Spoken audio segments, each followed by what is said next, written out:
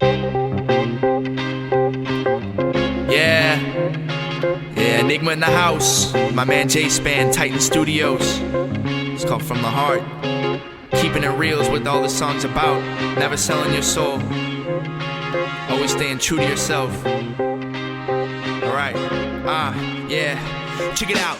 Money, cars, but we'll never get you far unless you gonna spit it from the heart. Yeah, money, cars, but we'll never get you far unless you gonna spit it from the start.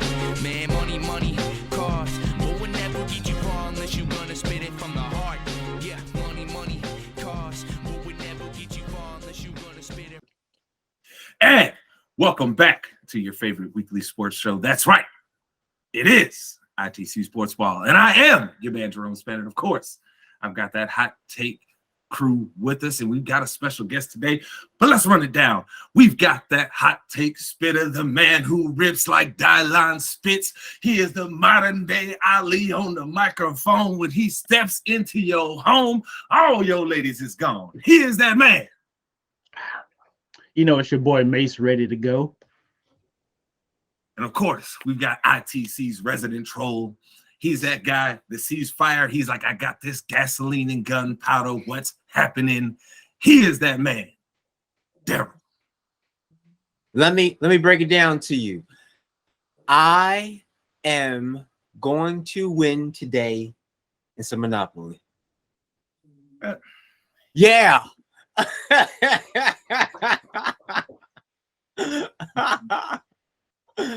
I'm gonna start playing. You know what I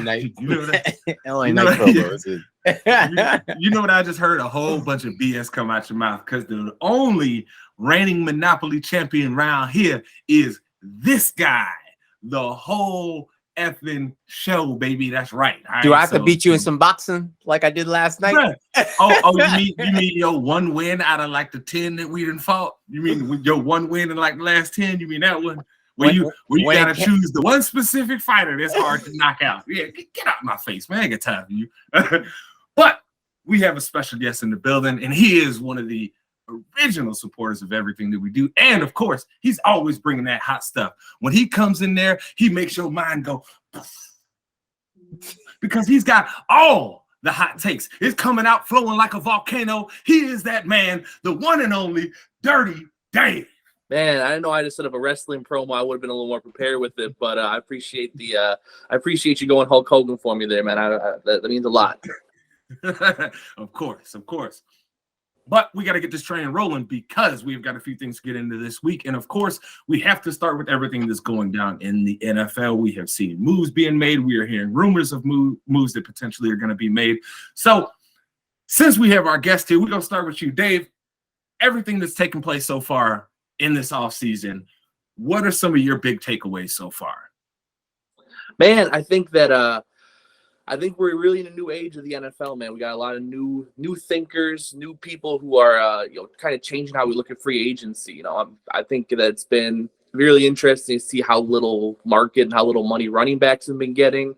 David Montgomery only signed for $18 million, was going crazy. I thought that he definitely could have gotten a bigger deal than that, but being in Chicago, we hear a lot about the NFC North and the Bears, and man, they've been busy. They're getting, I like for the Bears, they're sticking to a script, man. They're getting big, long, athletic guys. They're not putting crazy money out except for maybe one or two contracts, and it's been a crazy start to this. And we got the draft coming up, and I've been getting into my tape recently of my prospects. So I'm in the lab taking a look at what's going on. So I'm going to ask you the same thing I asked Mase. So far, who's your guy? Who's your draft crush? Because me and my guy Will, going back years, right? We've always talked every year about who's the guy that you didn't watch on his tape and you like, I need us to draft him. Who's that guy? You know what? I'm actually going to throw a different one at you. I think Kaiji Kansey from Pitt's my guy for the Bears. I think he got a motor up there. Leave him out of this. That's my listen, bro. That's my prom date. Leave us out of. We need him. Leave him out of this. I'm looking at him, man. He's gonna be nice. He's got a motor. He's strong. He's got a good build. I think he'll be a really good defensive tackle in the NFL. But I don't know what Pitt does with those quote unquote undersized D tackles, but they come out ready.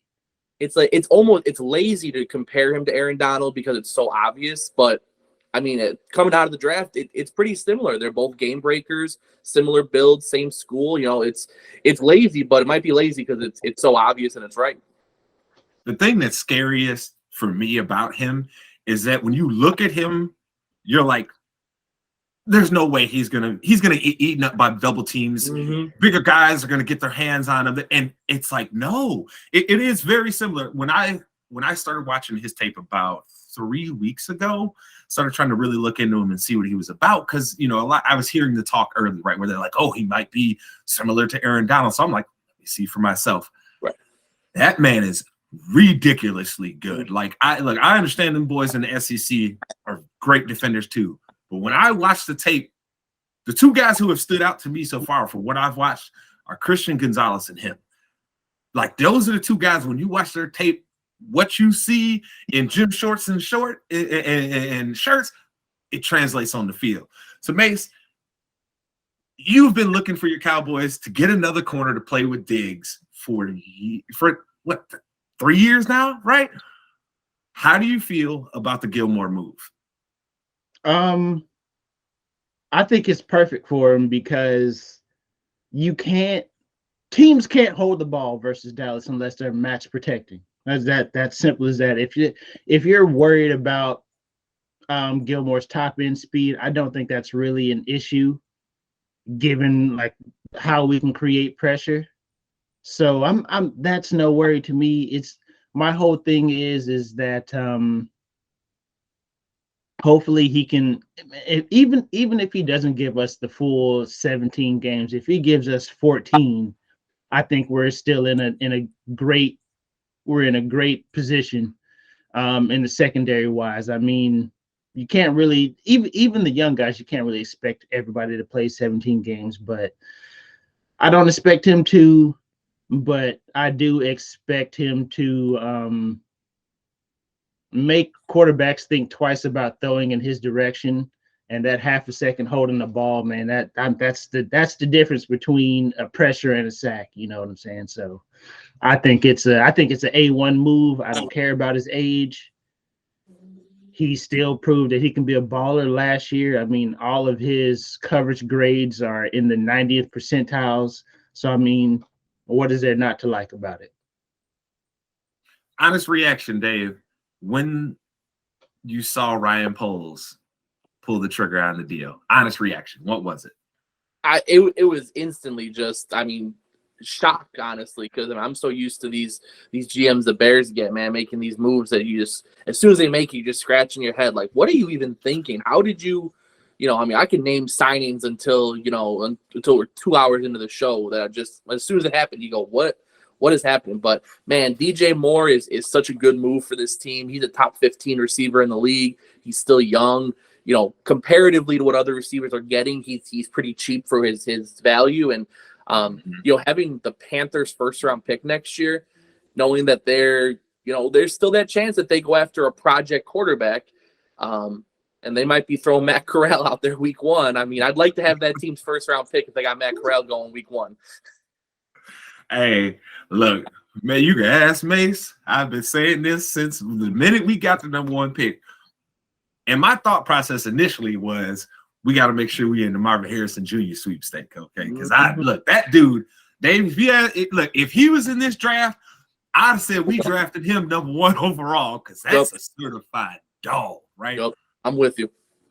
But I've always said, hey, we have to make sure we get another pick. We got more than I thought we would. Like, look, first off, we got the picks we needed, and we got DJ Moore. You instantly won, right? You instantly won.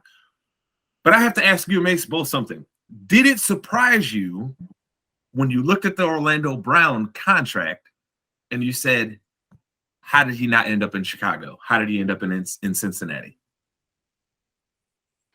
I think it was more of a he may have felt like his chance to win was better in Cincinnati. Because we both know that Cincinnati couldn't outbid Chicago.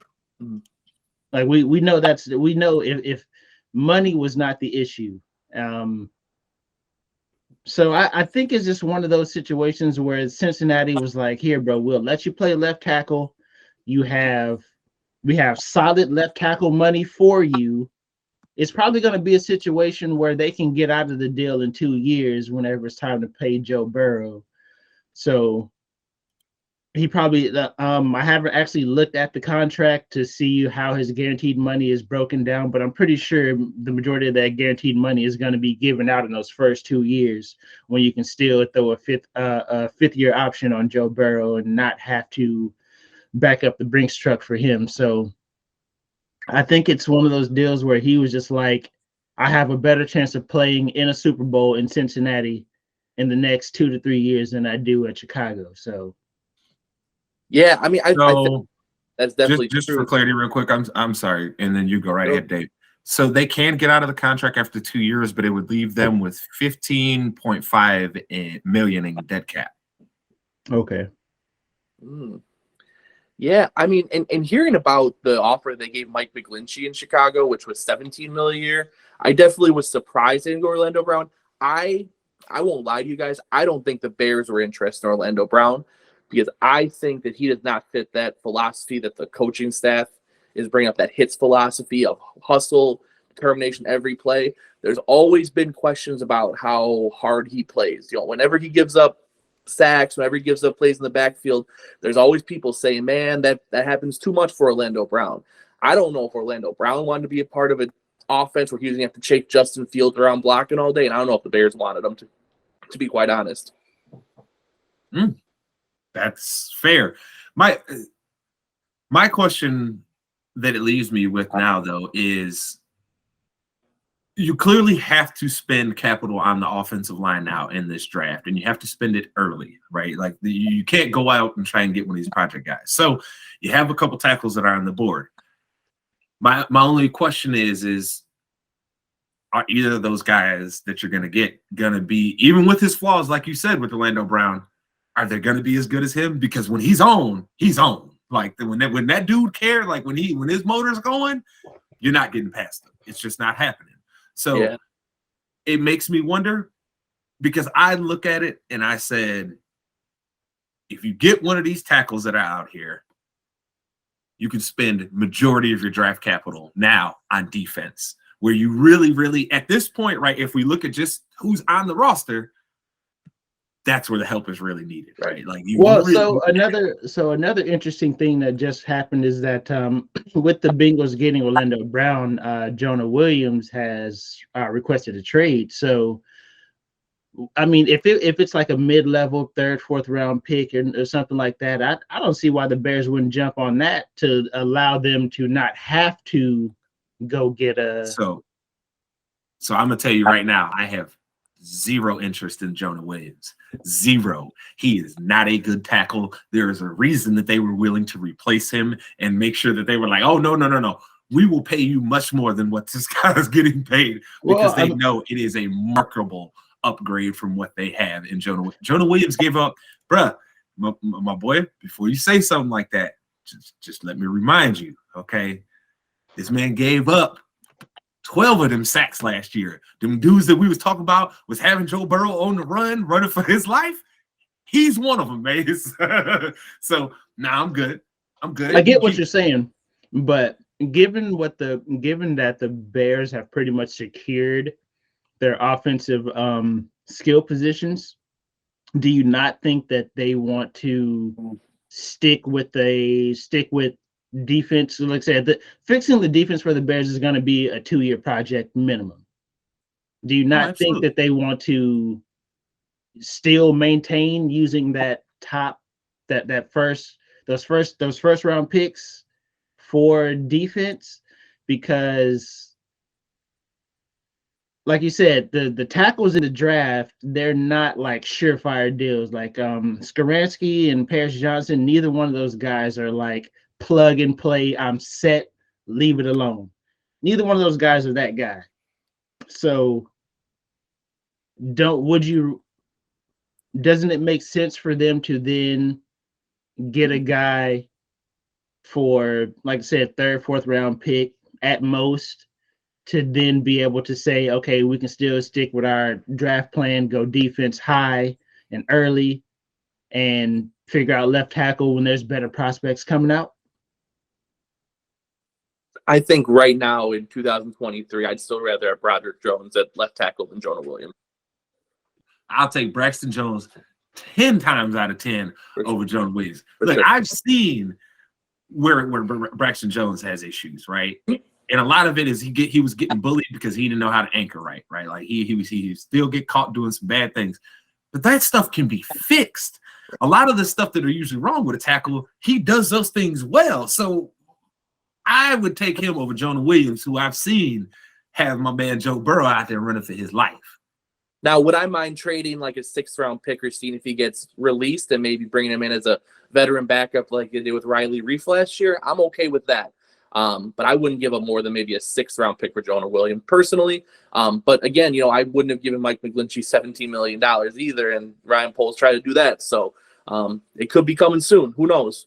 Yeah, I would just say the McGlinchey thing that makes sense for that would have made sense for the Bears given how well they run the ball. Because I mean, so I understand that one. Like I say, he's not the anchor as a pass protector.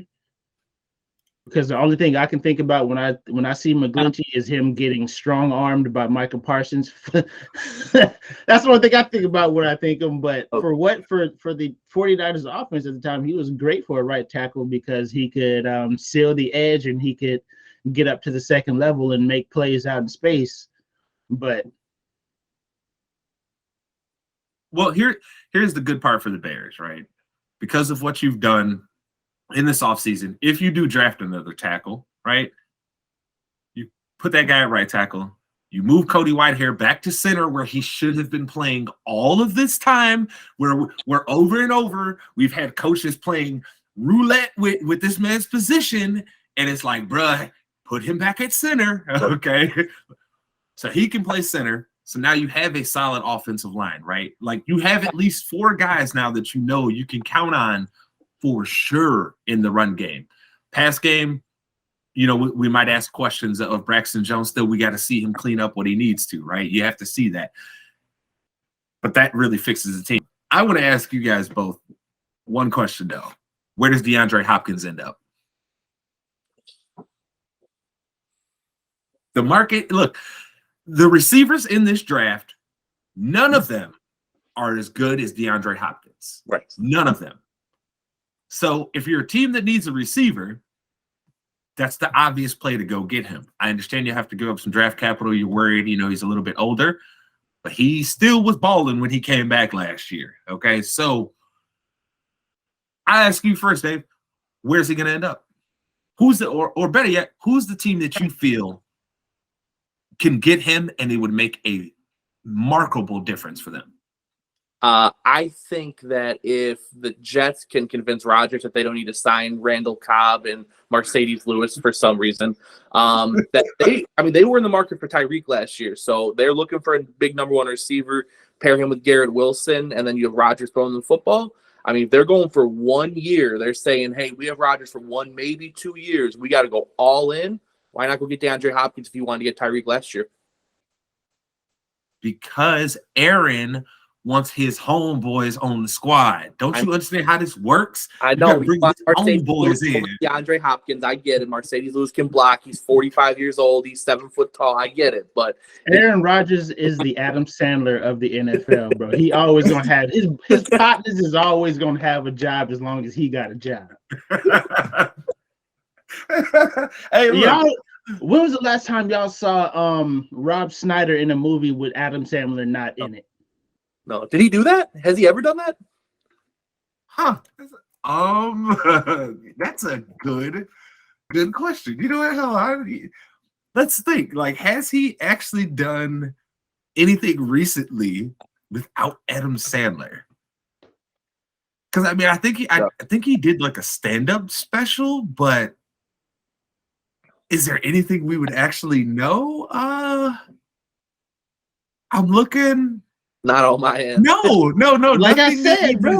Look, hey, he was in Madden 19, the long shot. He was in that campaign. Yeah, he was. Like I said, bro, if Aaron Rodgers has a job, his homeboys have a job. Yeah. I mean, Alan Lazard got way more money than anybody thought he would in the receiver market. He got 44, man. Alan Lazard, unbelievable. Think about that. This man has never been more than what, maybe a 40 catch guy. Yep. His entire career. And now because Aaron Rodgers wants to go to another team, that team was like, yeah, we'll give him 44. We have no problem. Mase, you give him his credit. He had 60 this year. Who else was they throwing it to? Christian Watson didn't start catching passes till like week 10. Yeah, I got nothing. I can't even name none of the other receiver. That Romeo guy. What's that dude? The dude from Nevada, something like that. But Romeo Dobbs or Dowds or something like that. Yeah, he spelled it wrong too. It don't even look like Dobbs, but I think it's pronounced like. Man, who knows? They got nothing up there. Yeah, but like I said, man, back on like the D-Hop deal for me, man. Here comes it makes a whole lot of sense for Dallas to do this. If the price is a second round pick, let me run down the list of second round picks that Dallas has hit on in the last like 15 or so years. Daryl, I just want to ask, are you surprised by this? And Sean Lee. So in 15 years, we've hit on 3 second round picks. We've reached on Randy Gregory. We've reached on a bunch of other guys. Give up the pick. You need to have perspective on who you're talking to about teams drafting poorly. Okay? Have some perspective, baby. Okay? I do have perspective. Do I need to tell you about first rounders that we pissed out our legs with? In the second round, Dallas has been poor in the draft. What you think the Bears been? We've been poor in the first, second, and third. What are we talking about? Listen, man, hey, y'all coming up. Y'all finally got somebody that understands what they're doing. So, hey, congratulations. Jerry, you are terrible in the second round. Trade that pick. Get D-Hop.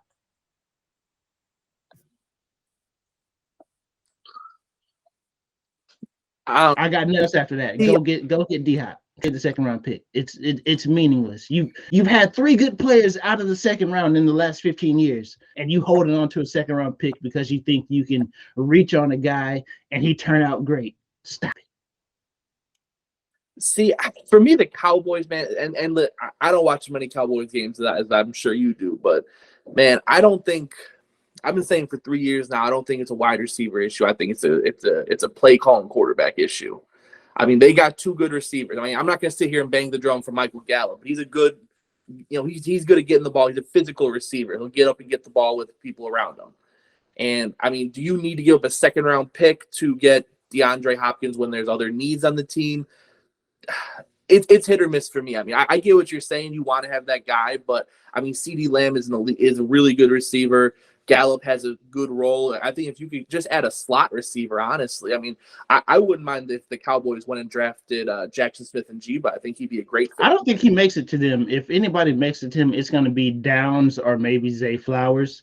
But our team has a history of passing up on small receivers, so that's what makes me skeptical about them. I like both of those guys. Don't get me wrong. A lot of times, slot receivers don't have game-breaking speed, but those 2 guys do. I wouldn't mind the pick there at 26, but I don't think our team is going to do it just because, for whatever reason, Jerry just passes up on the smaller receivers. Well, Jerry would still draft Michael Irvin today if he could. So, Oh, yeah. Yeah, he'd definitely draft the 6'3", 4'6" guy any day of the week. At 60 years old. He just loves Michael Irvin. I mean.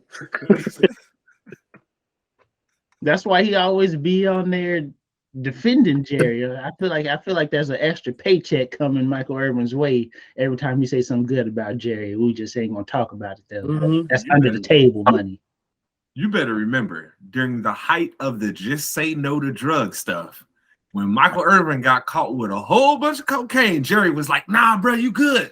I still love you, baby. We need you back here. I got you. Don't worry about this. We got you." You know what I'm saying? Like, it's just a little coke. Man, just a little coke. Yeah, I did nothing. something. You know, that's what Jerry's saying. He's like, I've done something. So what? It's just a little coat. We got you, Michael. We got you. Hey, from what I hear though, legitimately, they say once you in with Jerry, you in with him for life. That man, they say that man got you for life. So like, hey, Zeke might have got cut, but he's still gonna be able to come to family dinner. Oh yeah. Oh yeah. Good for Zeke. Good for Zeke. Where's Zeke going, man? Back to Dallas. I hear I wouldn't be shocked, Jerome. the whispers I'm hearing is Buffalo. I could see that for sure. I think Miami should make a run at him too. Buffalo, if you're gonna pay him, you might as well just say, hey, we'll wait for Tony Pollard to come back. We'll pay you instead. Why would you pay the lesser guy that's on the market? Like, what sense does that make? See, Well, they have to. But, hey, Buffalo has to keep that position low because they put so much stock in Josh Allen and passing the ball. You can't spend money you just can't spend money at the running back position. But this is why Pollard would be better for them because they pass the ball so much. They can finally actually have a running back who can excel in the passing game. Because the boys they've been putting out there, look, Singletary, Wolf. Okay, what's the dude that was the rookie for him last year? James Cook. James Cook. Wolf. Okay, so like, come on, man. Look, Tony Pollard better than both of them, plain out and simple. So Tony Pollard was a college receiver. makes all the sense in the world. So I mean, we'll see what happens, though, right? Like, there's still plenty of moves that end up happening. We will see. But I have to transition us here to the season that is still going on, and it is that hot NBA season. And I have to start with asking the question of all of you: who's the best team in the league? So I'll start first. I really like Boston. Mm-hmm. I feel like their late game shot making ability, I think that's what puts them over the top over Milwaukee. Like, don't get me wrong, Giannis is still he's in my opinion the best player in the league right now. I don't think it's going to change anytime soon, but I got to go Boston. For whatever, it's finally clicked for Tatum and Brown. I've been calling for years to have those guys split up, but it's finally starting to work for them. I think it works in playoff situations. It works in late game finally. So yeah, I mean, I just got to go Boston right here. Milwaukee's record is one game better. I mean, that's really that's neither here nor there, and one game really isn't much, but I think Boston's a better team. One game and two losses less. Cut it out. Game and a half. 50 and 20 bucks. I personally, I've been like what I've seen out of Philly recently. I think if they're putting it together, I don't want to face Joel Embiid in a 7-game series. I don't want to face James Harden if he's like his old self in a 7-game series. I mean, we don't got to talk about the fact that James Harden was up on those Warriors teams back in the day until they went about 0 for 45 in Game 7 from 3. So, if you get a good Joel Embiid and James Harden performance, I think the 3 best teams are in the East, though. I think it's those 3. I think it's Milwaukee, Boston, and Philly myself. Yeah, definitely. The East is definitely stronger this year. I mean, look at Cleveland. Out of nowhere, they're the 4th seed in the East, and it's a strong 4th seed. It's not like they're scraping by as a 4th seed. Like, they are. All those draft picks they acquired are actually panning out. They've been drafting well. That's a very young team that could build just the same way Boston did and finally, hey, have a breakthrough without a big name superstar that comes in via trade.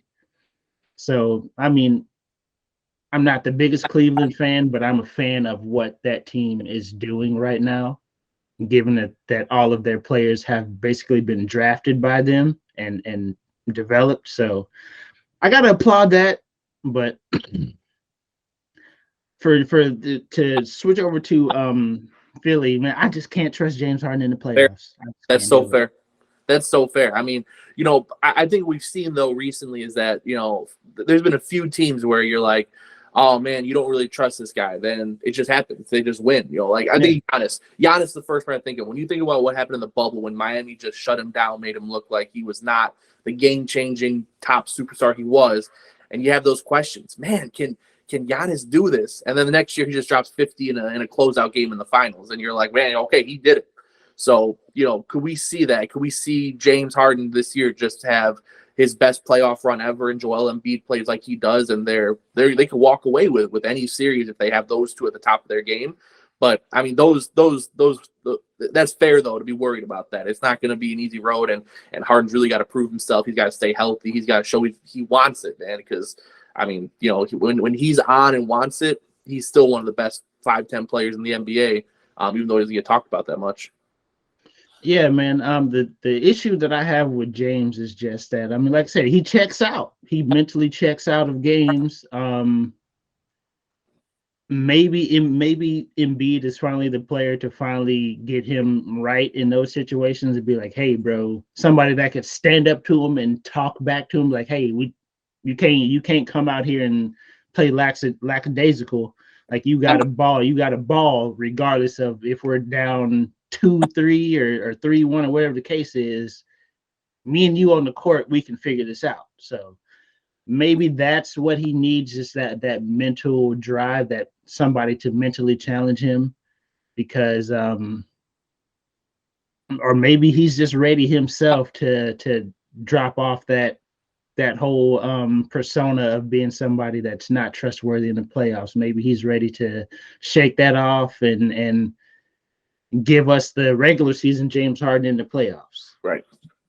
No, for sure. And I mean, the other team I think of when I think about the West, we talk about all the best teams in the East, but I mean, we don't know what the timeline is on Kevin Durant's injury, but for a team that's really kind of disappointed this year for most of the year, they still added Kevin Durant. I mean, the Suns are still a very scary team out West. I think they might be the best team in the West if Kevin Durant plays. Same thing you said with James Harden. I just don't trust the Nuggets in the playoffs. I don't think they have the shot makers. I don't think Jokic can do it all by himself. And he's proven that a few times now that he can't.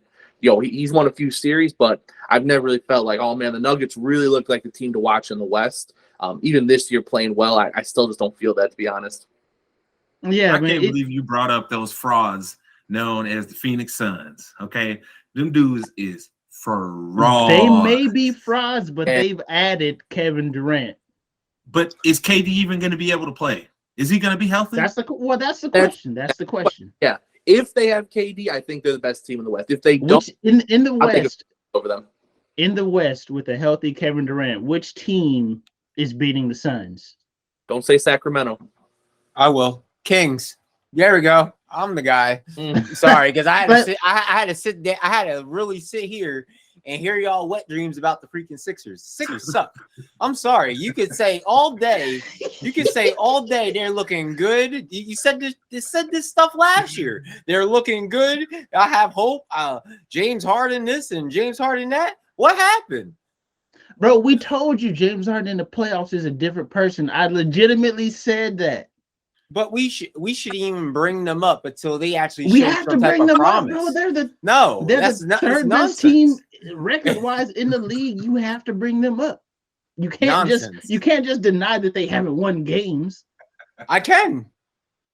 How? Those games are fraudulent. They don't care. How are they fraudulent, bro? You know what? Do those games matter or the finals matter? Which one matters? As a show, we understand that Philadelphia is not. If Eagles, it was up to you, Eagles Philadelphia wouldn't even be. Eagles can win every freaking game, but when the big game comes, they lost, right? If it was up to you, Philadelphia would just not be a city anymore. It would just like meld into like Pittsburgh. Philadelphia is a bunch of frauds. They celebrate early and then lose. That's what they do. That's all they do. Their baseball team did it. I'm not even gonna bring up hockey. That's something I'm not touching because at least hockey got some type of respect. Freaking football, celebrate early, die later. What's next? Can we bring up any more Philadelphia teams? Soccer, MLS. Hey, We're not touching. That's We're gonna not get caught in Daryl's hate for Philly because that'll take us down a dirty rabbit hole. He really hates Philly, and it is why like Daryl, like it's borderline irrational, but I like it. So like I said, before we move on though, I really want to know, like, Kevin Durant's healthy, which team in the West you feel comfortable is beating the Suns? Well, he could be healthy but not play good. When does he not play good when he's out there? The Clippers. If Kawhi Leonard and Paul George are both healthy going into the playoffs, I think they have a good enough roster, top to bottom, to beat them.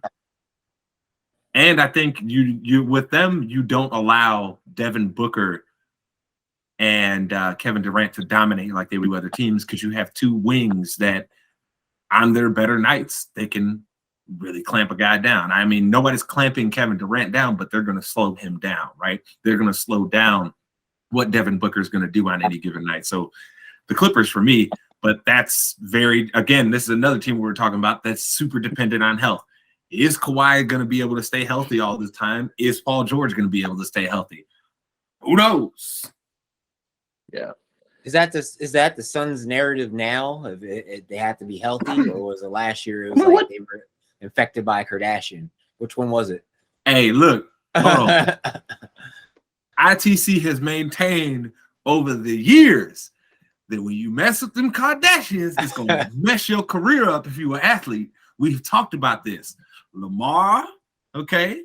Look. Chris Humphries had a chance to be a dude who could be riding the bench, being a role player for 10, 15 years in the league. He messed with the Kardashians. Nobody even wants to touch that dude on their team no more. Everybody was like, nah, bro, we good.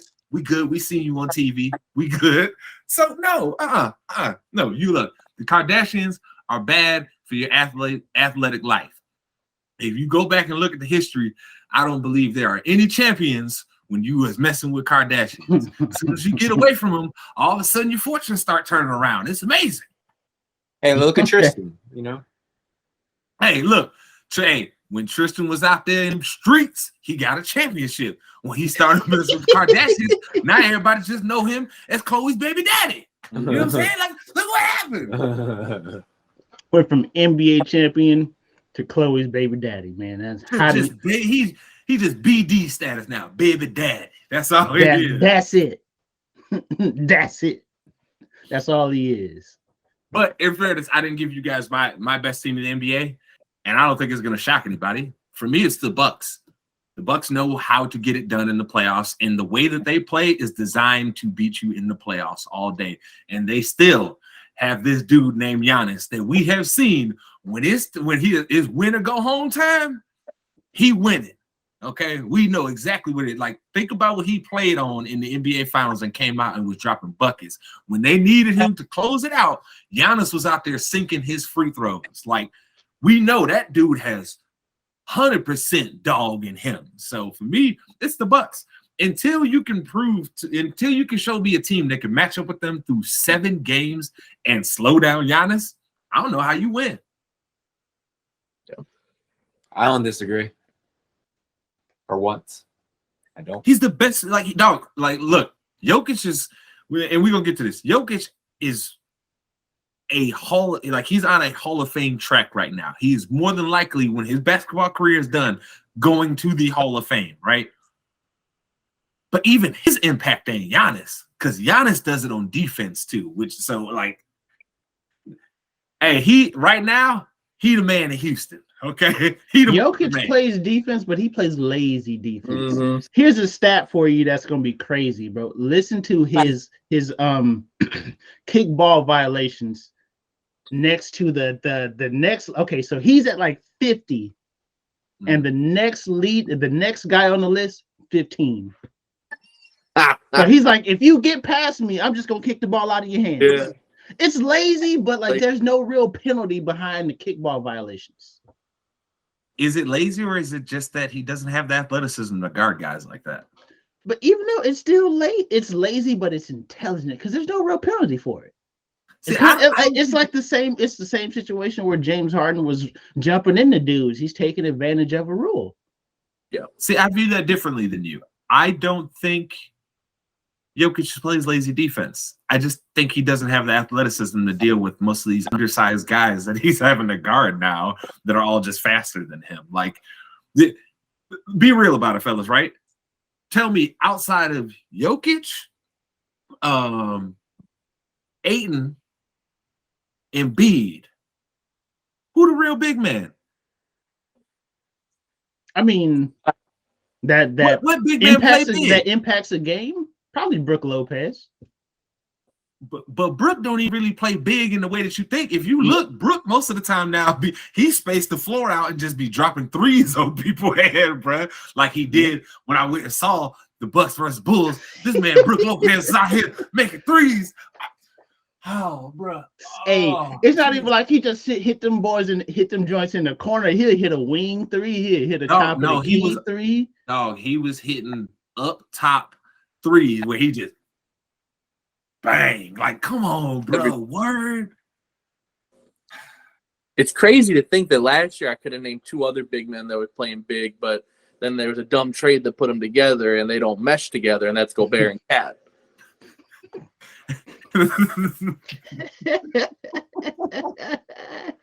Hey, y'all got my boy Ant out there fighting for his life trying to get to the bucket now. Ant fighting for his life trying to get to the bucket, man. When we were talking about NFL moves a little bit ago, I said, man, the Bears GMs, they made moves. Even at the time, you were like, what are they thinking? Man, when the Timberwolves traded for Rudy Gobert, I thought that was the craziest move I've ever heard in my entire life. There's just no reason those two guys need to be together. And now they both took such a huge step back. Cat's averaging 20 and 8. 20 and 8. From Cat, he should be averaging 25 and 12. Easy. But I've always had my my reservations about him, though. What you mean? That's your boy, Mase. That's your boy, Big Cat. No, it ain't. That's your boy. No, it ain't. That is your boy. I don't care what you say. Big Cat, forever your boy. That's Lil Cat, bro. He plays small. Get out of here. Look, besides last year, yeah, every year in his career he played small. He really did. He was a 7-foot dude that wanted to play. Like him in street clothes had the same problem. They 7 feet tall and don't want to play like they 7 feet tall. That's today's NBA, man. Everyone wants to be a wing. Hey, look. AAU ball, that's the problem. Everyone wants to play AAU ball. You want to ISO up, you want to cross people over, you're trying to get on the highlight film, man. You're trying to put up the points you need, get the rebounds, do the dirty work, man. You know, if you could be 7 feet tall in today's NBA, I mean, there's a lot of decent 7-footers who probably shouldn't be as good as they are because they just do everything they need to.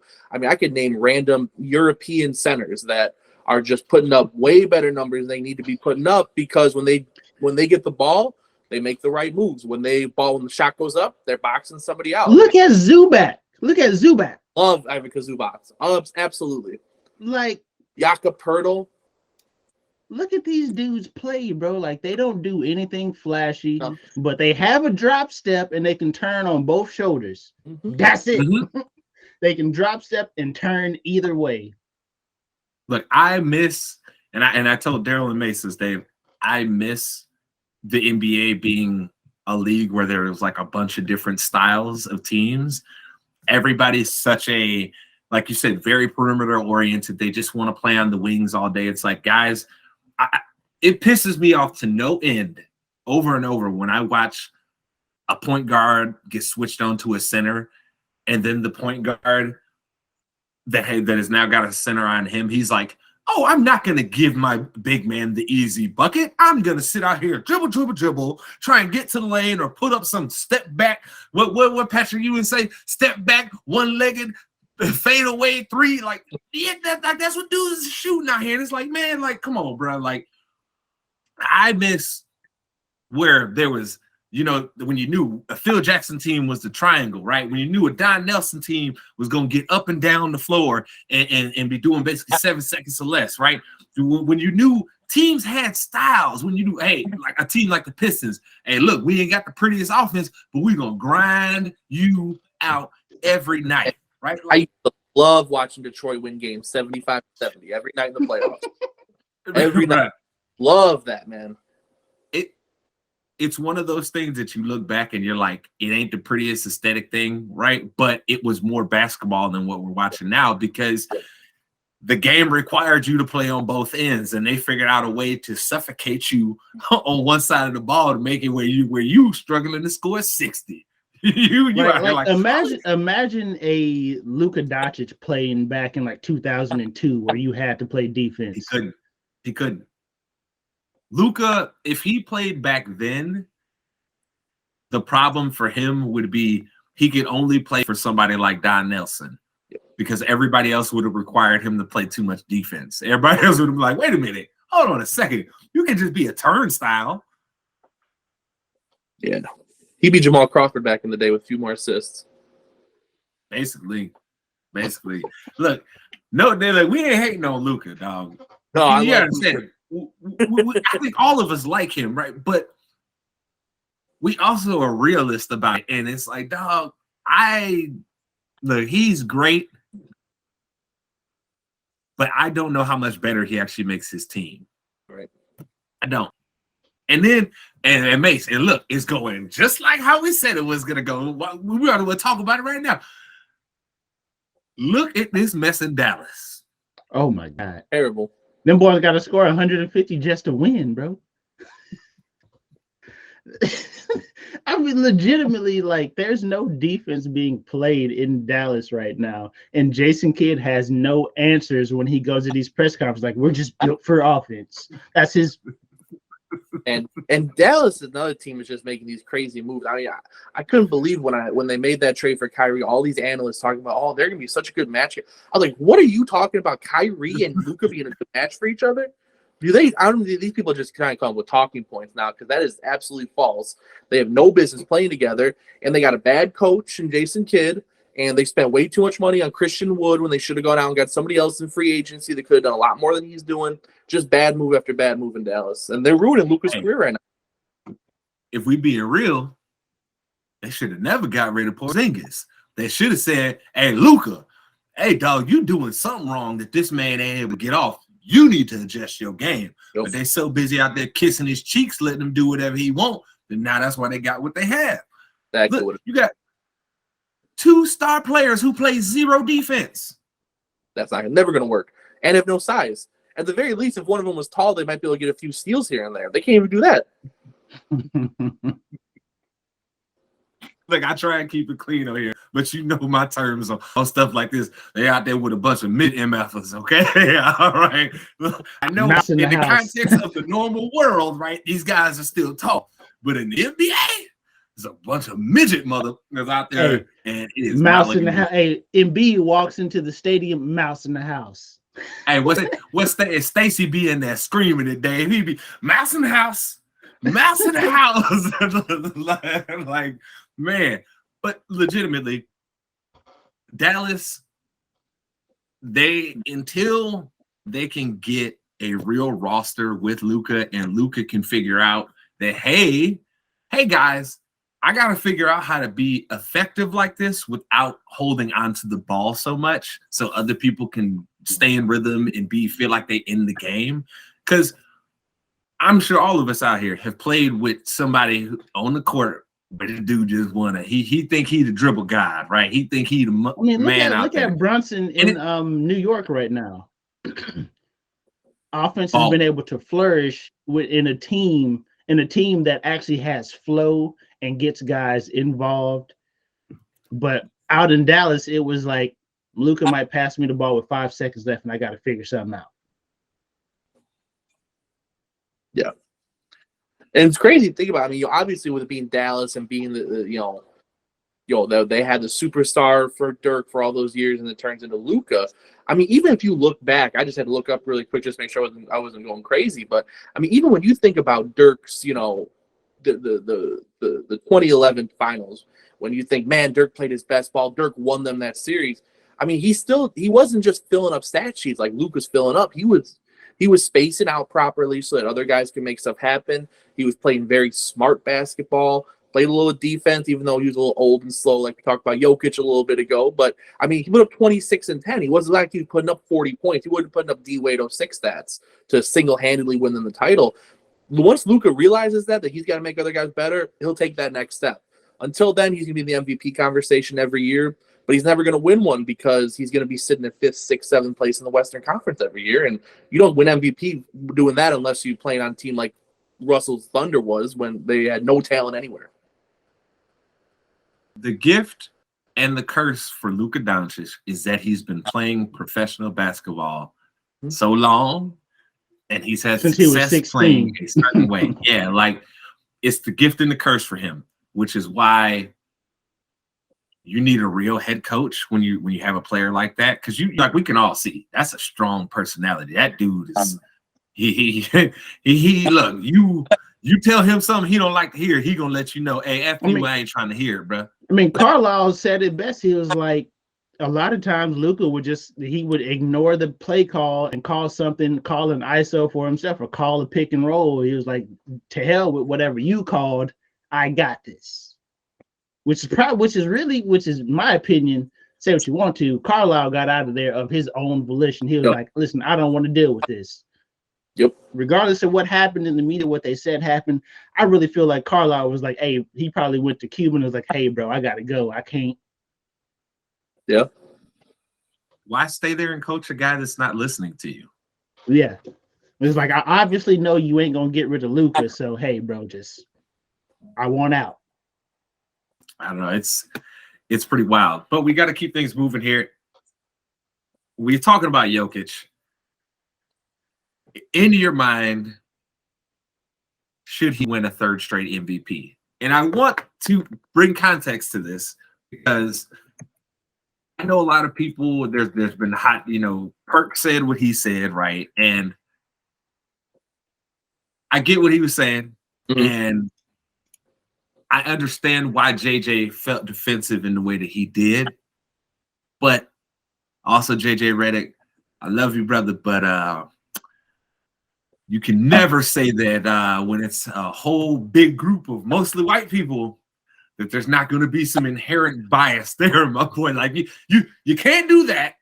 That's not how things work. It's been proven to be a fallacy everywhere else in the world. So if it's been proven everywhere else in the world to be a fallacy, that means it's a fallacy in the world of sports too. Okay? So I get what you were trying to say. You're basically trying to say not everybody's racist, but let's talk about it. Let's be real. So in the history, since and we can just go back to 1980. Can you guys maybe the players who have won 3 MVPs in a row? Is that the list? Are we done already? I got it. Larry Bird. That's it. Larry was a dog. We forget how good Larry was. Here's the thing, though, that I think that one thing that really bothered me about what Kendrick said, though, is that there's 2 things that all those guys have in common, right? Steve Nash, Nikola Jokic, and Dirk. Yes, they're all white, but they were also all, when they won the award, the #1 seed in the Western Conference. That plays something. And the NBA, team success will make up for statistical failures. If you don't put up the same number, we don't got to talk about in Chicago, Derrick Rose's MVP. He sure didn't put up better numbers than LeBron James did that year. He sure wasn't playing, he sure wasn't, but he got the #1 seed. He had the best record in the league. That's almost always going to be the key indicator. You can find what team elevated to a way higher level than what they should have been before. I think Jokic does win it. I'd still vote for Giannis myself, but when you have the Nuggets as the #1 seed in the Western Conference, Nikola Jokic is going to get all those looks for MVP. I think the thing that sets it apart is the Nuggets record when he gets triple doubles. It's something ridiculous, like 34-1 or something like that. Like so I think that's the outlier, because you can look at Westbrook's triple doubles and look at his team's record when he was getting triple doubles, and then you say, hey, Jokic is out here averaging a triple double and his team is winning in games that he actually gets triple doubles. It's like his contributions directly affect the wins, which is why he'll probably get his third, why he will get another MVP. I mean, it's just kind of, the stats go with winning, and like you're saying, if you win games, you're going to be in the MVP conversation if you have solid stats, and he has above solid stats. So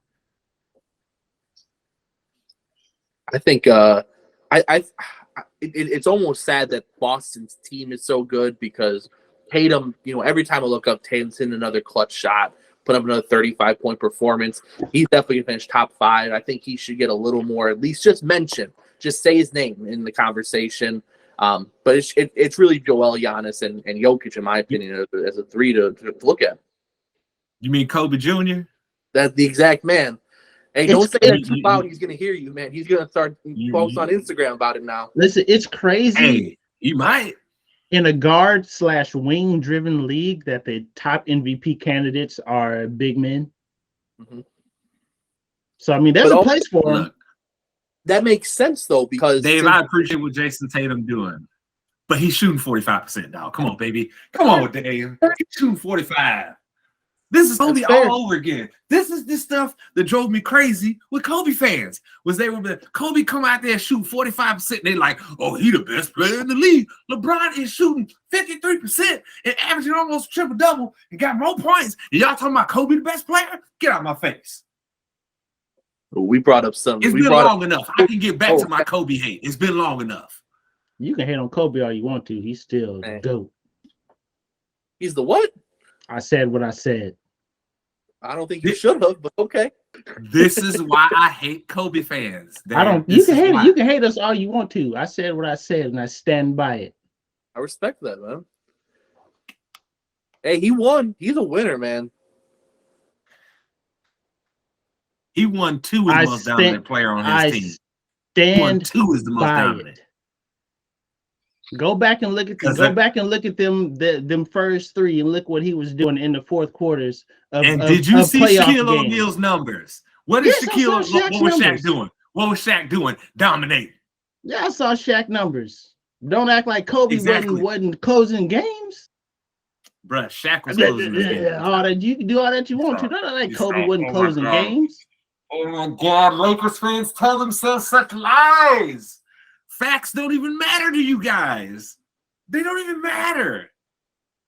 This is why I hate Laker fans. This is why. You can hate us all. You can hate us all you want to. I said what I said, and I stand by it. This is I'll why die on that hill. That's the sword I'm dying by. I don't care. I said what I said. Reality doesn't exist to them. It does not exist. Not. I live in my own reality. Jesus. I personally believe, as absurd as it is, that nobody else has won 3 MVPs in a row. For me, I'm not a hater. That doesn't mean that I then think it's okay for you to hate on somebody that's out there balling and they shouldn't get their 3rd MVP in a row, right? Like, it's the argument that people would use against LeBron when he was at his very best, right? Which is like, oh, well, you can't give it to him 3 times in a row. Like, no, yes, you can. It's just like with our same argument with Michael Jordan. It's like, dude, you can give it to him 6 times in a row if you want to. If he's the best player and his team's being the best, he's the MVP. That's just how it works. I understand a lot of MVP is narrative built and all that stuff. So I get how this stuff happens.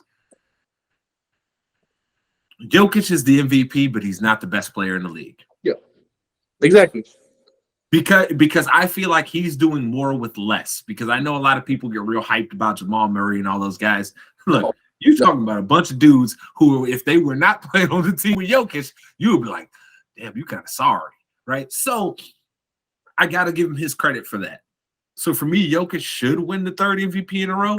And the only other person that should even be getting votes in this, first place votes, I'm saying, is Giannis, because Giannis has continued to assert his dominance since he won his first one. He has only continued to be as dominant, if not even more. So for me, that's an easy one. But then again, though, you get these drunk Laker fans saying crazy stuff, so you never know what some of these guys out here voting might say. So, things drive you a little bit crazy. And each and every week, our guy Mase comes and brings to you the things that drive him a little bit crazy in his mind. Ladies and gentlemen, this is Mase's Madness. Oh, God, the lights went red. So I was a little late to the party watching Game of Thrones. You know what I'm saying? I didn't make it there when everybody else did, but I had a great Yeah, you mean time. how I told you for years? Sorry, Listen, I'm bro. sorry. Go away. Listen, I don't think I could have lived with that hate for Cersei for as long as y'all have. I don't think I could have made it. But anyways, did not imagine myself living in a time where things in Game of Thrones would be relevant still. But good old West Virginia. How in the world did y'all not pass a law banning child marriage? Let that marinate for. I didn't say they shot down a law like allowing child marriage. No, they banned a law, or they didn't pass a law banning child marriage. So this is some straight Game of Thrones. This is They some on the East Coast. We giving them to Daryl. Daryl, get your peoples.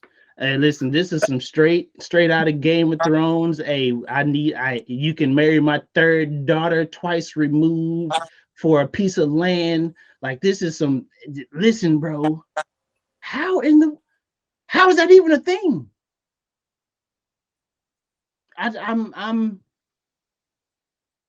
I mean, I could go down the list with some more states doing some crazy stuff, but we gonna stick here for a minute because this is kind of.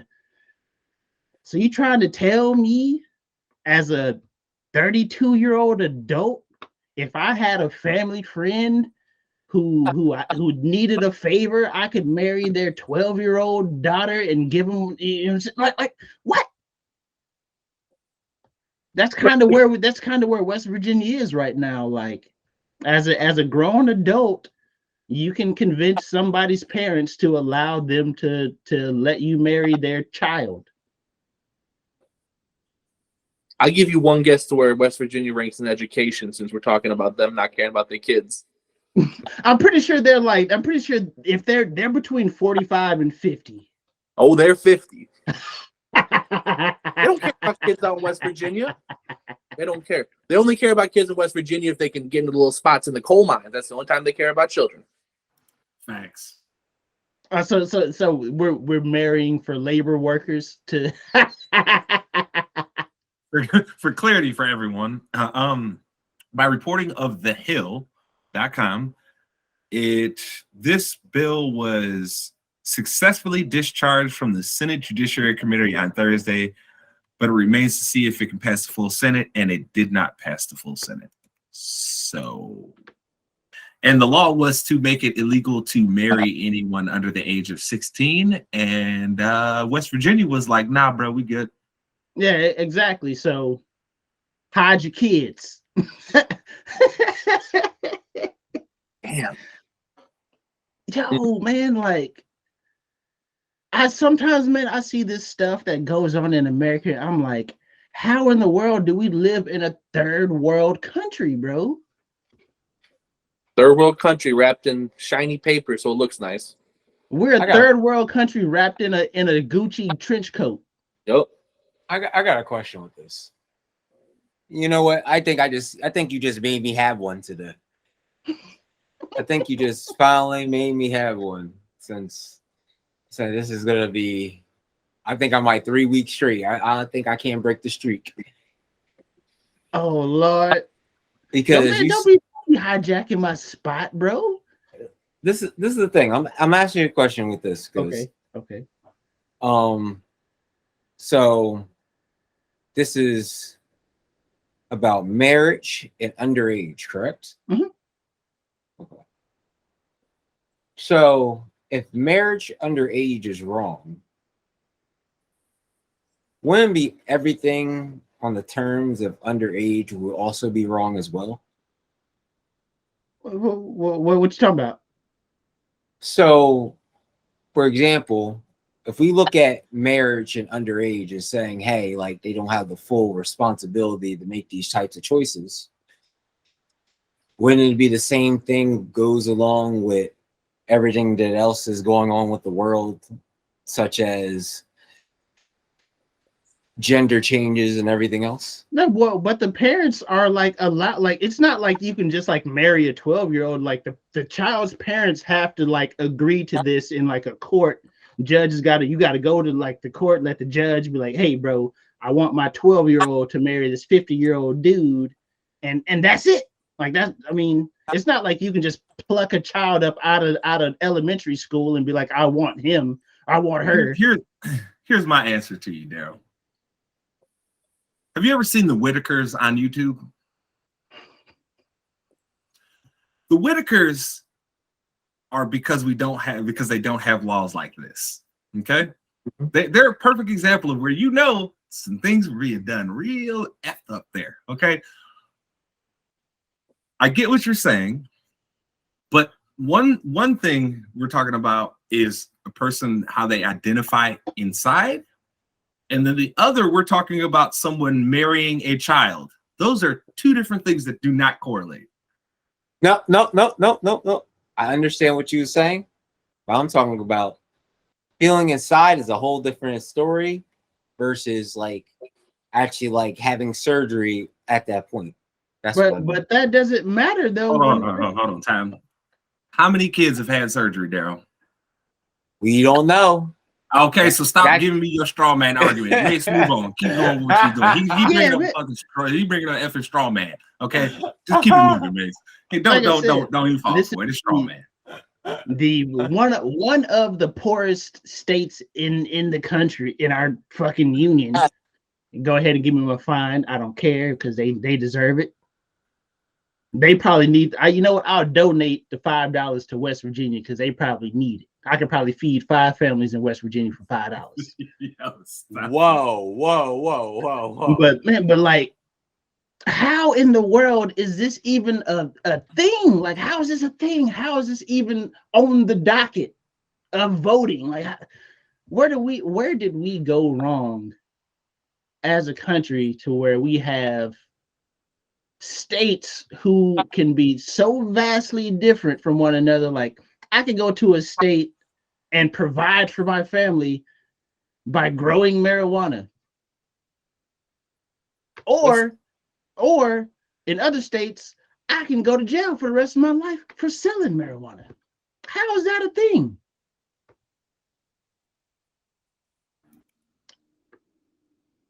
How is that a thing? You said it. Those imaginary borders. Best. Why? How is that a thing? No. I don't get it. How like at some point somebody's got to get control of this thing and be like, y'all can't be marrying kids, y'all can't be sending people to jail for weed over here and let them live their life over there. Like, what are we doing?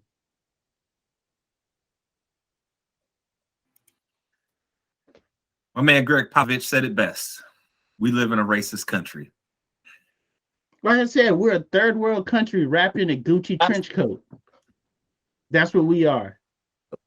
You look at some of these states and the laws that they have, and it's third world written all over it.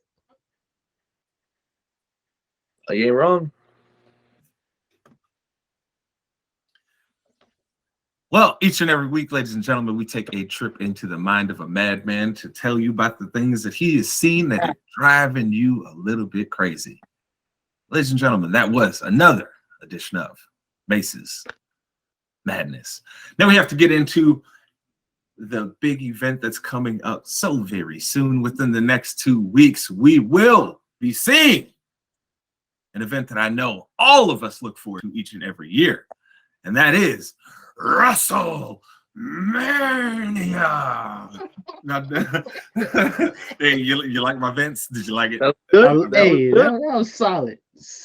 I'm glad you guys appreciate it. I'm glad. But Daryl, last week we were talking about WrestleMania and some of the things that were going on. How do you feel about how some of the stories are progressing now? Have you changed your mind at all about what's going on with Charlotte and Rhea? How you want the show laid out? What's taking place for you over this last week? Night one's gonna be a bust. That's how I feel. Night one. Also, put your bird wings away. Woo! What's the full night one docket? Night one right now, they trying to decide either they want to end it with the Usos versus KO and Sammy, or be Charlotte and Rhea. That is literally the main toss-up. I'm saying night one's is going to be boring. Like, it's just going to be like, hey, night one, we got to start it off with this, that, and the third, and the real things that we want to watch is going to be on night two. Because they feel like Bianca and Asuka are not strong enough to be on that night one. So, Yeah, like it's not like how last year we had Austin and Kevin Owens in the show. Like, that's strong, right? Like, you had that going down. Like, but this year it's like, what can you really end it if you're not having, like, you built most of the year of the bloodline. We want to see it like night one. Can't see that night one. You're gonna have that night two. You're not gonna have anything special. Like, we're probably gonna have Logan Paul and Seth Rollins on night one too. So what would be your, like, how would you split it up? Like, if you could give somebody a night one main event, what would it be? I just want to say, Daryl, what you just said was pure. The nostalgia got me last year. It got me. That's what you just said. So what would be your night one main event? Cody and Reigns, night one. So what would be the night two main event?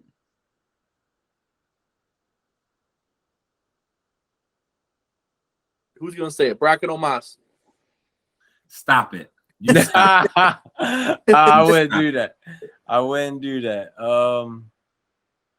Yeah, how you gonna say that should be night one? What would be night two then, Daryl? We always know the closing show. You objected to the women's match closing night one, but now you're like, well, might as well let them close night two. Like, what? I don't understand. We always know the closing event is that's the biggest event. I mean, you open with a big event night one. I get it. I understand. But night two, whatever your biggest event is of that night, that's night two's closer. So what? Give them Sami Zayn and Owens winning the titles. Give the crowd what they want.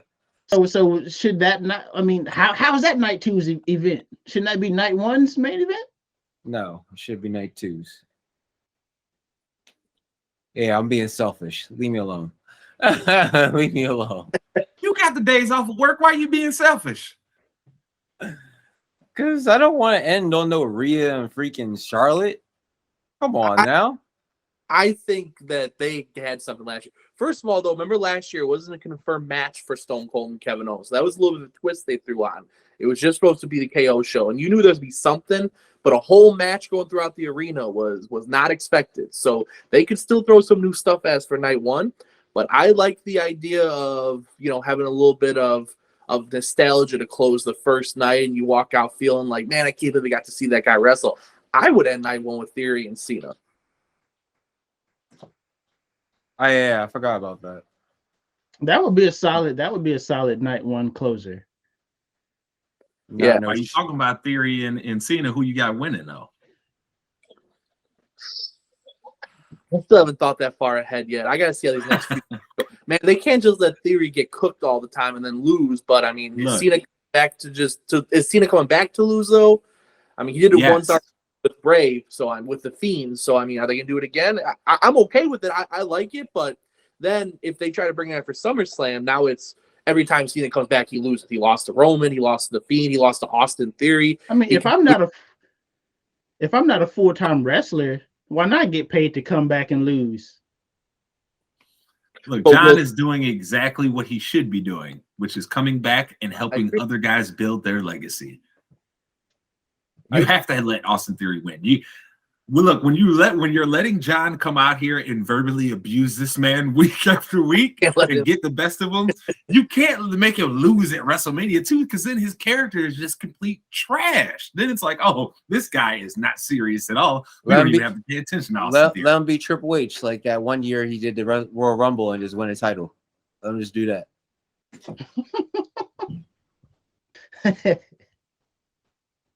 I'm fine with it. You stop. You stop that right now. Okay. You stop that. Nobody wants to see that. Okay. Nobody ever going to respect Theory. You might be respecting Theory, but nobody respects Theory. I respect Theory. I love Theory. That's your boy, Daryl. First off. Second off, he's a good wrestler. He is. I just didn't like when WWE, when Vince McMahon was trying to shove him down our throat and say, this is the next guy. You gotta like Austin Theory. This is the guy. But he's an NXT guy. I've told you how many times must we discuss this? What you do on NXT means piss all to me until you come to the main roster. Can we talk?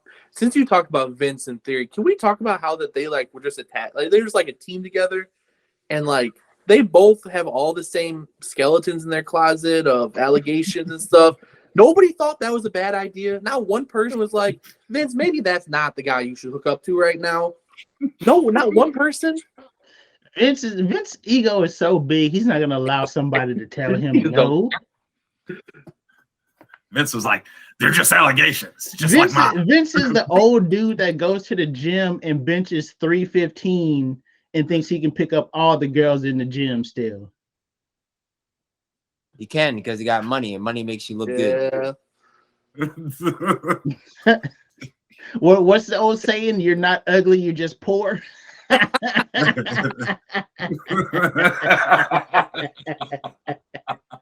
Oh my God! Wait, what did Jay-Z say? I'm a billionaire. I'm cute. Yeah, exactly. Yeah, all of a sudden $1 billion makes you look real cute to a lot of women because all they see you ain't ugly. Your head gets poor. replaced with dollar signs. It's you just walking around and you're just one big dollar sign to them. That's it. That's it, But man. We ain't ugly. You're right. Just poor. Good thing I'm not neither. But Dave, you make a great point. Talking about Vince McMahon and Austin Theory.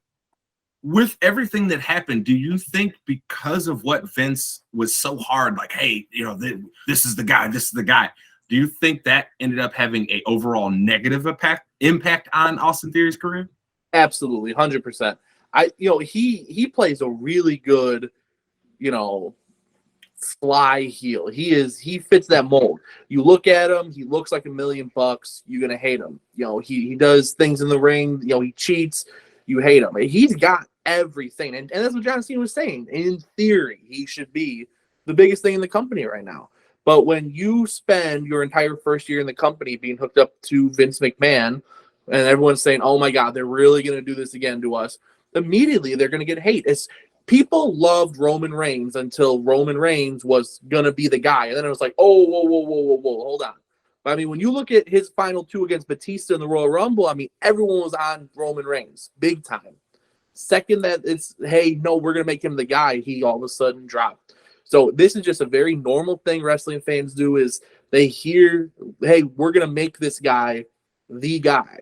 And if it's not something organic like a Daniel Bryan or Kofi Mania or Cody Rhodes when he came back, they're just going to reject it immediately. So he's got to do a lot of work to get back to being even, and then people will be able to respect and understand his how good he is as a heel. And I think Vince ruined that for a while, and losing the Money in the Bank ruined it. Winning the Money in the Bank ruined it, in my opinion. He should have never won that briefcase. That did more to me than anything to bring down his stock. So next question is, let's just say they allow him to lose. Do you then think that he would have a chance to rebrand and start over? Yep. If he loses to Cena? Yep. Do you think that's a plausible what they might do with him? For me, it is plausible, but I think it's stupid because you have somebody that's a clear and obvious heel. Mm-hmm. you've already had his moments where, you know, it's like he didn't really get to shine, right? Like Dave said, Money in the Bank, he should have never have won that, because then you were saying he's going to win the world title, and then once you realized that was a terrible idea, you had to figure out a way to pivot the Money in the Bank to something that nobody really wants it to be, which is, oh, I could take a shot at any title. It's like, no, nobody. Okay, if you win the Money in the Bank, let's just talk seriously. If you win the Money in the Bank, who in the blue hell is going to want to go after not the WWE title? Like, come on, that never made sense. Like, it's stupid. You remember they did that with NXT when it was a game show too. The second winner went after Caval went after the Intercontinental Championship, and then NXT was done for. It makes it, like I said, that never makes any sense. So they screwed him over with that. They hurt him there, but now you have a chance to start actually building his character back up, right? Because even though he's been able to hold the U.S. title, it hasn't been like, oh, Austin Theory's went out there and been dominant. It's been a lot of, hey, he's got to find sneaky ways to win. Some crazy stuff happens and he ends up, you know, benefiting from it. Now you have the chance to actually give him a clean victory over someone and say, look at this. I beat John Cena. I'm in the main event picture. You don't deserve it. Let me ask you this. You say that. Who are the other heels that they can put out there right now then? And put in that spot, because you know the belt's about to go on a face, so you're going to need heels to go up against them, because you're not going to keep doing just Roman and Cody over and over again, right? That's how you get caught in the John Cena, Randy Orton trap. So you're not going to do that over and over. So who are the other heels that they could put out there to go against someone like Cody? I mean, the most obvious one's Gunther. I put him up. I give him the title tomorrow.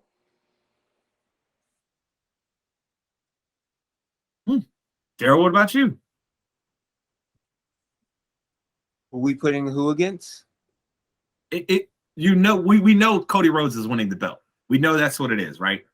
So who are the heels that you then have to put up against him?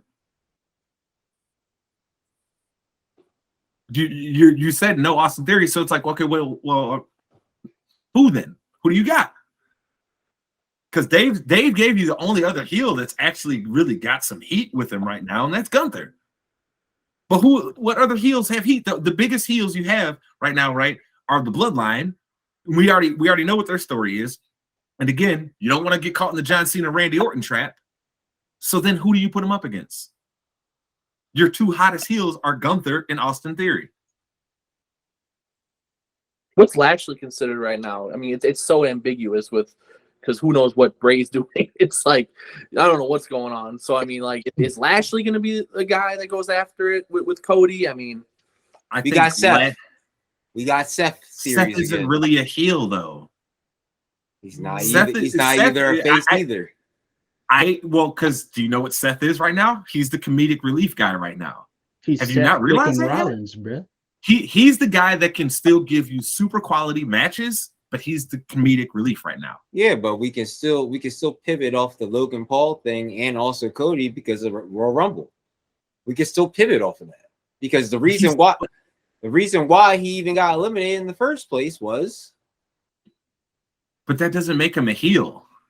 But it doesn't matter. It's about getting the title. If we're splitting the titles up or we're keeping both belts on Cody, it's literally just saying, hey, you're going to have a repeated program with Reigns and Cody for probably like another 2 months. Then after that, you're going to have to switch it off to freaking Seth. And after you switch it off to Seth, because Gunther is going to stay in the Intercontinental scene for a minute, because either you're going to deal with the Sheamus and the freaking Drew McIntyre nonsense. So we don't have nobody else, and we're only going to stick with Raw. We're not sticking with SmackDown.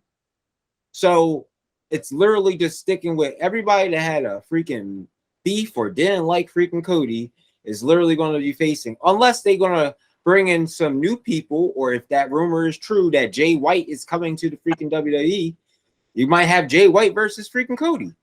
You never know. So you want them to throw away Cody's run is what I just heard. Cody just wants to win the belt. Win the belt, then lose it. That's what. But I'm asking you. You want them to just throw away his run, essentially. You want his run to basically not even mean anything. His run's not going to be convincing enough. But how do you know? It's not. This is the whole push. It's to come back from injury, instantly win the Rumble, get the title, throw your whole freaking suit of like saying, hey, I haven't won the title when I had to mean something. Been promos every freaking week of the same darn stuff, saying how I want to do this and do that. Get the title. What do you do after that once you win the title, Cody? You're going to be a dominant champion. You're not going to be dominant as Reigns. You're not going to hold that belt for a year. You're not going to be convincing that all the competition that you're about to have is going to be like flawless. You might get injured again. You don't know. So like, I'm just saying, it's not going to be convincing. I got I'm sorry. Go ahead. Finish up. No, I'm done. I mean, I think this WrestleMania is going to be about building heels. Personally, I think they're getting a lot of heel victories this time around. I think that there's going to be 3 names to watch coming off of WrestleMania that are going to be heels that are going to be starting to get big wins. They're going to take next steps. One's going to be Finn Balor. He's got to beat Edge. You can't let Edge beat him again. If he wins a Hell in a Cell match against a legend of WrestleMania, he has a claim right away. Next up is, I hate to say this, the next 2, but I mean, we know WWE books people that they fall in love with and they just don't care if they get no reactions. But you got to think Dominic Mysterio is going to be getting to a championship level soon. He's got the people behind him to back him up. If he could convince Damian and Rhea to be in his corner, he could at least put up a fight for a championship. And the other one that I think that they're going to feed to Cody at some point is going to be Omos. They're going to be, oh my God, how is Cody going to beat this 7 foot, whatever, 5'6", 400-pound dude? And then when he wins, that'll be his first dominant win. That'll be, Cody's legitimate. He can take down these monsters that are facing him. I think those 3. And I think the last name I want to mention really quick is, what if Braun Breaker comes up and they want to push him right into the title scene? Oh, that's another thing, yeah. Because Braun Breaker been holding that darn belt for such a long time. They need to push him up, or get Carmella Hayes to freaking have the thing. I forgot about Braun. Yeah, stop it. You need to stop it. You need to really flipping stop it. Stop, because if we're gonna keep on trashing NXT, that means every person from NXT that came from NXT is trash, and that includes Roman Reigns. So stop it. I gotta acknowledge. Like you gotta stop with this NXT nonsense. What do you mean? I don't know what you're talking about. Because you have a horrible bias against NXT. You need to stop it. Look, no, I don't have a bias against NXT. Yes, you do. I just understand. I have just grown to understand that what you do on NXT means piss all when you get to the main roster. And for me, there's no value in that product then. If what you're doing doesn't really mean anything until you come to the main roster, why do I need to watch this? Why do I need, like, basically what you're saying to me is, hey, go watch minor league baseball instead of watching the Cubs. No, I'm good.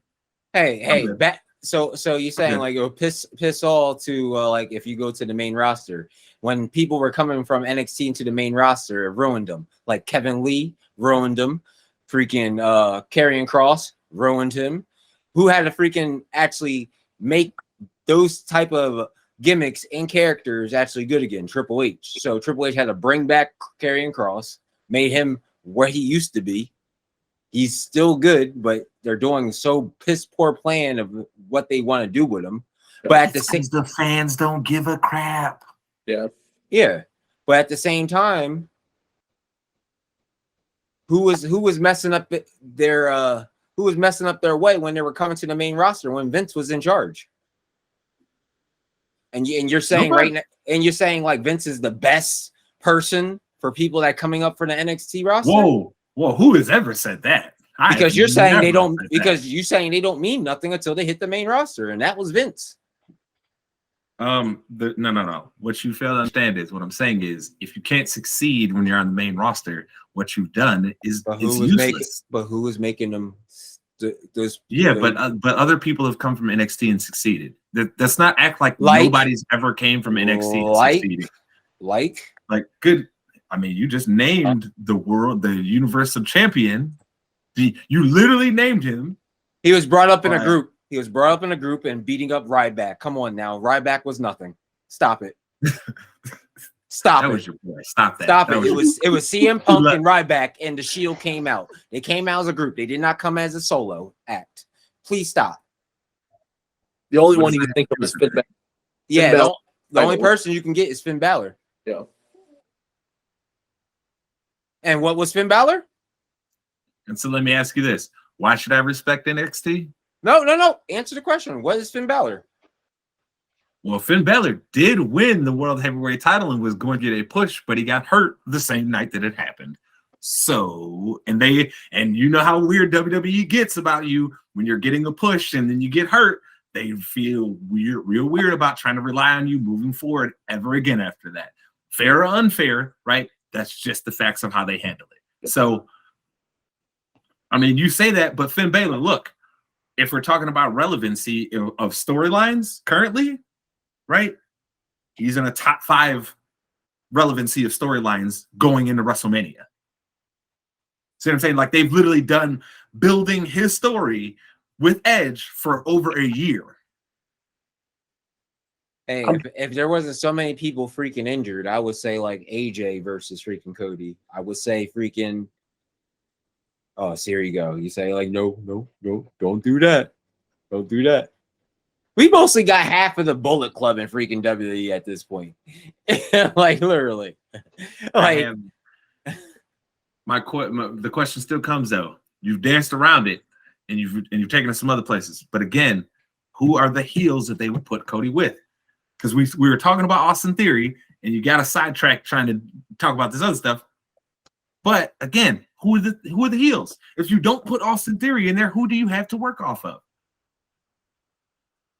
Well, I forgot about main event Jay. Look, we know that the whole bloodline thing, that's going to chill out for a second because they about to have a horrible WrestleMania, and that's all going to start coming apart now. We already know what this is. Yep. We know Roman's about to be pointing the fingers right at the Usos again. Mm-hmm. Yeah, I'm scrolling through the roster. I mean, it's very weak heels right now, man. It's just a bad spot to be in. Isn't there like a strong injured list right now for heels? There might be. I think these have the because we don't have Orton. He's a heel. We don't have Orton. And come on, you could dislike it all you want. I will do Orton 100%. How can you consider him a heel after the past like 2 years of what he's been doing? He is not a heel anymore. He's RK Bro now, okay? All right, look, stop it. See, and that's the biggest disservice that they could do for Randy Orton is bring him back as a heel. They should let him come back as a face again. So then when he finally turns back heel, like we all know he's going to, you didn't just see it coming. Randy Orton is the most obvious character right now, so you can't use him. What are you going to do then? You say AJ, okay, what? Him and AJ, Cody and AJ could go for like what, 2 pay-per-views at max? Max, yeah. You see what I'm saying? Like, you need someone like Austin Theory in this moment, and Gunther, just like Dave said. I think they need new talent and work with your main guy. I think we need new talent. So I think the free roster the free agency right now is looking pretty good right now. But give your talent on the roster a shot first, right? Yeah. Yeah, but also like you have to take the opportunities while they take it right now because I really feel like I've been quiet lately about freaking Jay White, and I hate when they get quiet. Give them one pay-per-view to have to see what they got. You know what I'm saying? Like give your guys a shot right now, and if that don't work out, hey, at that point, figure it out. Pick up the pieces and figure it out. But you got guys who need a shot. I'm gonna be honest with you. I know you really would like to see Jay White, but why do that when, like you said, and like Mase was saying, why show Cody Rhodes at WrestleMania the debut? Why do that?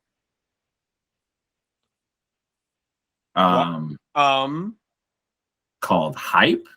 Like called the fans had been waiting for him to come back and to fight, and they'd been waiting to see Cody in WWE, and then all of a sudden your biggest event of the year, you need to bring in more eyes. Why wait for WrestleMania? I don't know, because you want more viewers. Like what?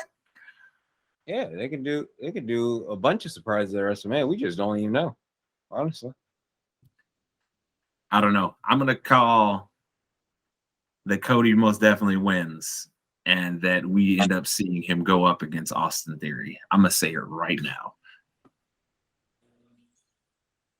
Like, you mean like right away, or just at some point during his reign? I'm talking right away. I'm talking they gonna push Austin Theory to come attack him because Austin Theory would be on the whole disrespect him, tell him about his Cody, how the Rhodes family don't mean nothing to him and everything like that. So it's the perfect guy you have to work with him, and you can get yourself two great building opportunities for both characters. You can get Austin Theory his first championship run, and you can also then have him drop it to Cody within a short amount of time to then start building up Cody's numbers. Because you know how they love building up how many title runs you have, right? They gotta, he's a 4-time champion, you know what I mean? Like they gotta do it. So, but it is what it is. But Daryl, tell the people where to find you. Low Elo Janitor, Twitch, YouTube. We gonna Twitch that flipping Monopoly, so we can have proof that this man is bad at Monopoly and giving out bad deals. I got screenshots. Do you need me to embarrass you? No, you don't have to embarrass me. I quit. I didn't lose to you. I quit. You lost. Remember, I lost. quit. Listen. Just because you waved the white flag doesn't mean you didn't lose. You lost. But you didn't put that loss on me, so I quit. So what you mean? I have screenshots showing different. I don't know what you talk about. This man gives out whole the poorest deals in Monopoly and think they're good deals. But hey, I don't have confidence in my voice when I have a plan to rip people off. And Dave, if I gave out the poorest deals, could I win all the time like that? Think that makes sense? Interesting question. I'm not gonna get involved.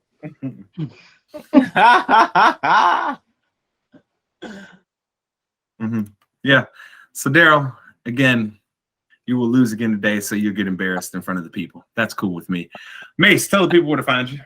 Man, twitch.tv/swaggy Mase. Hit your boy up. Twitter, funky_stuff09.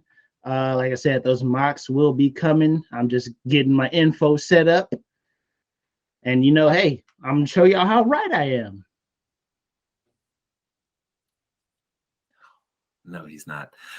Dave, tell the people where to find you. Man, I'm darkness right now, man. I ain't got nothing, but we got, we're in the lab right now cooking stuff up. So maybe me and you can tell some people later on where to find us at. That's right. Yes, me and Dave will be doing a show, and especially if you're a Chicago sports fan, you will love it. At J Span the Man everywhere. You guys know you'll either see my pretty face or the ITC logo. Make sure you hit the subscribe button. Make sure you hit the notification bell so every time we drop something new, you are notified. You will, like Daryl said, there should be a stream that you could go back and look at by the time this is posted of the Monopoly game, so you can watch these fools get embarrassed. One more again, head down, put on handstand, okay? But that was another resounding episode of your favorite weekly sports show, and that is, ladies and gentlemen, ITC Sportsball. Wow, we were actually pretty close that time.